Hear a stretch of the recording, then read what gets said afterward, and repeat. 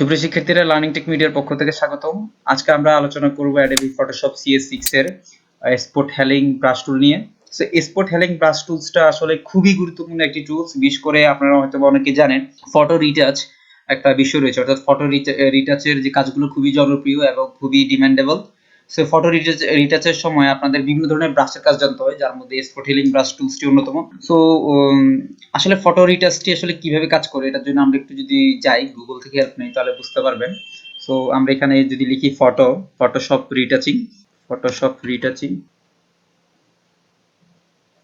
সেখান থেকে যদি আমরা ইমেজ যাই, বিভিন্ন ধরনের কিন্তু আমরা ইমেজ দেখতে পাচ্ছি। যে দেখুন, প্রত্যেকটা ইমেজ ডাবল ডাবল করে আছে, অর্থাৎ কোনোটা হচ্ছে অরিজিনাল ইমেজ এবং অরিজিনাল ইমেজের পর ফটো রিটাচের পরে যা হয় আর কি, মাঝে মাঝে কিছু পিক দেখবেন বিফোর আফটার, যেমন এরকম এই যে before pick then after pick, অর্থাৎ বিফোর পিকটি এরকম ছিল, দেন আফটার পিকটি আসলে কত স্মুথ। সো এগুলো হচ্ছে ফটোশপ রিটাচের কাজ।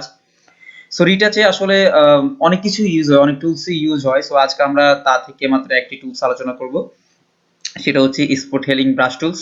তো এই জন্য আমরা একটা ভালো ইমেজ সিলেক্ট করব। যেমন এই ছবিটি হচ্ছে আপনি আপনার পিসি যদি স্টোরেজে রাখতে চান তাহলে সেভ এজ করে নেবেন, আর যদি সরাসরি নিয়ে আসতে চান, ফটোশপে সরাসরি নিয়ে কাজ করতে চান তাহলে কপি করে নেবেন। সো আমি এখান থেকে কপি করে নিলাম। কপি করে নেওয়ার পর আমি আমাদের ফটোশপ ইন্টারফেসে চলে গেলাম এবং কিবোর্ড থেকে কন্ট্রোল এন্ড প্রেস করে একটা নিউ ডকুমেন্টস খুলতে যাচ্ছি। সো যাওয়ার পর এখানে দেখুন যে হাইট এন্ড ওয়াইড এবং রেজোলিউশন কিন্তু দেওয়া আছে, অর্থাৎ আমি গুগল থেকে মাত্র যে ছবিটি কপি করেছি হুবহু সেই ইমেজেরই হাইট ওয়াইড অটোমেটিক ভাবে কিন্তু এটা এখানে বসে যাবে, কারণ আমার এটা কপি করা আছে ছবিটি। দেন এটাকে আমি ওকে করার পরে আমি যদি কিবোর্ড থেকে কন্ট্রোল ভি করে পেস্ট করে দিই, দেন ছবিটি কিন্তু চলে আসলো। দেন আমরা ছবিটি একটু জুম করে নিই, এতে জুম করে নিলাম। সো দেখুন, এটা হচ্ছে বিফোর, লেফট সাইডে যে ছবিটি রয়েছে সেটা হচ্ছে before picture, then after picture হচ্ছে রাইট সাইডে যে ছবিটা আছে সেটি। তো দেখুন এখানে কিন্তু আসলে অনেকগুলো কিন্তু অবজেক্ট রয়েছে এই ফেসে, এবং এই ফেসটাকে যথাযথ স্মুথভাবে ক্লিন করার জন্য এই ফটো রিটাচের বিভিন্ন টুলস ইউজ করা হয়েছে। দেন তারপরে এরকম একটা সুন্দর অবস্থায় দাঁড়িয়েছে। সো স্পট হেলিং টুলসটি আসলে কি, সেই জিনিসটা আমরা এখন আলোচনা করব। সো স্পট হেলিং টুলসটি হচ্ছে সাধারণত কোনো অবজেক্টকে আপনি বা কোনো স্পটকে আপনি সরিয়ে ফেলতে যদি চান তাহলে স্পট হেলিং টুলসটি ইউজ করা হয়। সো স্পট হেলিং টুলসে কাজ করার আগে এখানে আমাদের একটু লেয়ারের দিকে মনোযোগ রাখতে হবে। যেমন আমাদের এই লেয়ারটিকে, ব্যাকগ্রাউন্ড লেয়ারটিকে আমরা ডিলিট করে দিই। ডিলিট করে দিলে শুধু এই লেয়ারটি রয়েছে। সো আপনারা যখন ফটো রিটাচের কাজ করবেন তখন নতুন একটি লেয়ার ক্রিয়েট করে কাজ করবেন, কেননা এই যে আপনি যে মেইন ছবিটি নিয়েছে এই ছবির উপর যদি আপনি এডিট করেন তাহলে এই ছবিটি কোনো ক্রমে চেঞ্জ হয়ে গেলে পরবর্তীতে হয়তো বা আপনি এটাকে আগের অবস্থানে ফিরিয়ে নাও আনতে পারেন, বা হয়তো বা আপনার এডিট করতে গিয়ে কোনো ভুল হয়ে গিয়েছে। সো তখন কিন্তু এই ছবিটিকে আপনি আবার পুনরায় আগের অবস্থানে নিয়ে আসার জন্য হয়তো সক্ষম নাও হতে পারেন। তো সো এই জন্য এই লেয়ারে কোনো কাজ করবেন না, এই জন্য নিউ লেয়ার নিয়ে কাজ করতে হবে। নিউ লেয়ার নিতে হলে আমাদেরকে কন্ট্রোল শিফট এন কিবোর্ড থেকে প্রেস করতে হবে। দেন এখানে আমাদের নিউ লেয়ার একটি চলে এসেছে, যে নিউ লেয়ারের নেম দিয়ে। সো আমি ওকে করে দিলাম, দেন নিউ লেয়ার হয়েছে। সো এখন এই যে নিউ লেয়ার থাকা অবস্থায় কিন্তু আমরা কাজ করব। সো নিউ লেয়ার থাকা অবস্থায় এই নিউ লেয়ারের উপরে আমরা কাজ করব। সো আমাদের স্পট হেলিং টুলসে আমাদের চলে যাওয়া যাক। সো আমরা এখানে স্পট হেলিং টুলসে গিয়েছি, এটার শর্টকাট হচ্ছে অপশন জে। সো আমি ধরুন মুভ টুলস এখন সিলেক্ট করে আছি এবং কিবোর্ড থেকে যদি জে প্রেস করি দেন স্পট হেলিং টুলসটি কিন্তু এখানে চলে এসেছে। দেন আমরা দেখুন এখানে কিন্তু মেন যে লেয়ার আমি বারবার বলছি সেই লেয়ারে কিন্তু কাজ করব না, আমরা কাজ করব আমাদের নতুন যে লেয়ারটি আছে সেটিতে গিয়ে। তো এখানে স্পট হেলিং যে টুলস রয়েছে আপনি বড় ছোট করতে পারবেন। স্পট হেলিং টুলস এর যে মানে সিম্বলটি রয়েছে এবং সেটার অপশন হচ্ছে কন্ট্রোল অপশন থেকে বা কন্ট্রোল বার থেকে।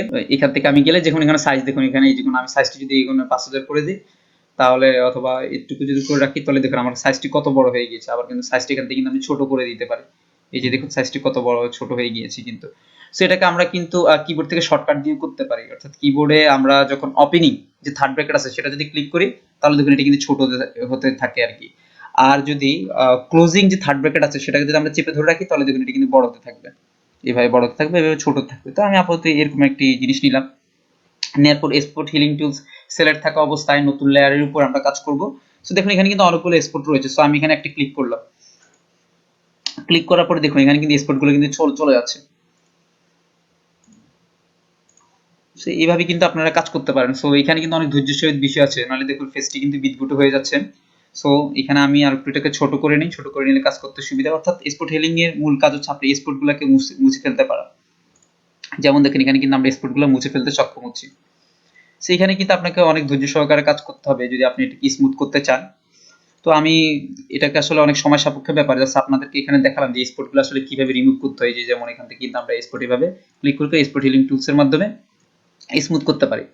তো এই জিনিসগুলা মানে অনেকক্ষণ ধরে কাজ করার পরে এই ছবিগুলোকে আর অন্যান্য টুলস ইউজ করলেই কিন্তু এই যে এরকম একটা স্মুথ ফেস কিন্তু আপনারা পাবেন। তো আমি অন্যান্য অপশনগুলো আসলে দেখিয়েছি, যেমন এখানে মুড রয়েছে, যেমন এখানে মুডগুলো আমি হয়তো বা অন্যান্য টিউটোরিয়ালে আলোচনা করেছি, যেমন normal, replace, multiply, screen dark, অর্থাৎ আপনার মুডগুলো এখান থেকে সিলেক্ট করে নিতে পারেন। এটা কোনো তো গুরুত্বপূর্ণ বিষয় নয়। তো এখানে কিন্তু একটা অপশন আছে যেমন proximity match, create texture and content এওয়ার।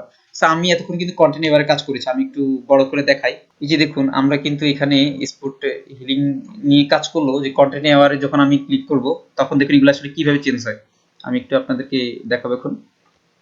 যখন আমি এখানে ক্লিক করলে দেখুন কন্টেন্ট এওয়ারটি কিভাবে কাজ করতেছে। যদি এই কন্টেন্ট টেক্সচার দিই তাহলে এটা টেক্সচার ভাবে এগুলা নিবে। এই যে দেখুন এখানে কিন্তু টেক্সচার হয়ে যাচ্ছে এখন, এগুলো কিন্তু টেক্সচার হয়ে যাচ্ছে। ঠিক একইভাবে প্রক্সিমিটি ম্যাচ যেটা, সেটা হচ্ছে আপনার ফেসের সাথে পিক্সেল ওয়াইজ কিন্তু সে ম্যাচ করবে। এই যে যেমন দেখুন এখানে আমি যদি ক্লিক করি তাহলে বুঝতে পারবেন দেখুন এগুলো কিভাবে কাজ করছে। এই যে একটা ভিন্ন কালার কিন্তু সে দিচ্ছে এখন, অনেকটা কন্টেন্ট এওয়ারের মতো। আর যদি টেক্সচার ওয়াইজ নেন তাহলে টেক্সচার ওয়াইজ নিলে সে একটু মানে গাঢ় গাঢ় আকৃতির নেবে। যেমন এখানে কিন্তু দাগ দাগ ছিল না এতক্ষণ, এখন কিন্তু দাগ দাগ হয়ে গেছে টেক্সচার হওয়ার কারণে। সো ফাইনালি আমরা এটাকে নিয়ে আসি আগের অবস্থানে।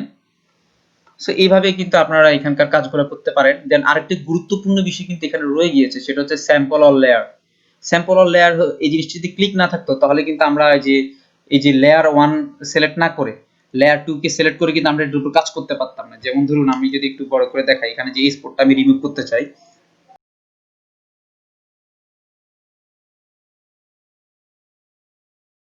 যেমন দেখুন এটা কিন্তু কিরকম হয়ে যাচ্ছে এখন। আর যদি স্যাম্পল অর লেয়ারটি ক্লিক উঠিয়ে দেই তাহলে কিন্তু দেখুন এটা কিন্তু কি বিদঘুটে ভাবে কিন্তু সিলেক্ট হচ্ছে।